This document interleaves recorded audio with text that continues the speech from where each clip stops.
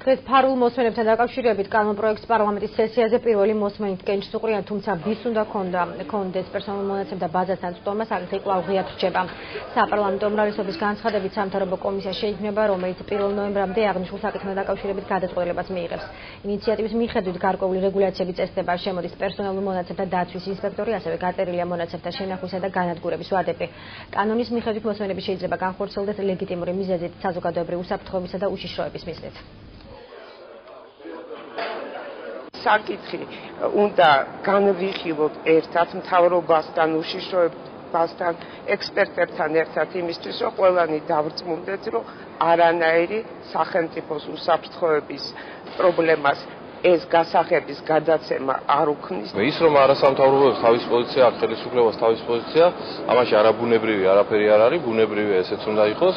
და ვფიქრობ, რომ ის ვარიანტი, რომელიც გამოდის, უკვე არის შეჯერებული ვარიანტი, დიდხნიანი თანამშრომლობის ხარე დებატების შედეგად მიღებული ვარიანტია და დღეს კენჭს უყრის პარლამენტი პირველი მოსმენით. ის ილუზია, რომ ახალი მთავრობის პირობებში ეს პრობლემა აღმოფხვრილია, მე მგონი გაქარწყლებულია, აქედან გამომდინარე კომპანია, რომელიც წამოწყებულია არასამთავრობო ორგანიზაციებს ამ საკითხთან დაკავშირებით არის ბოლომდე მისაყვანი და თითოეული მოქალაქე და თითოეული არასამთავრობო პიროვნება მოსმენებისგან და მიყურებებისგან უნდა იყოს დაცული. 1 ნოემბრამდე შინაგან საქმეთა სამინისტროს ექნება პირდაპირ წვდომის საშუალება ნებისმიერი სატელეფონო საუბრის მიმართ და ეს არის ყველაზე საგანგაშო ფაქტი, მაშინ როცა ჩვენ ვაკრიტიკებთ წარსულ პერიოდს და წელიწადნახევრიან პერიოდს, კვლავ უშვებთ იმ გამონაკლისს, რომ შინაგან საქმეთა სამინისტროს ანალოგიურად ექნება წვდომის საშუალება ნებისმიერი მობილურით მოსარგებლის საუბრის მიმართ.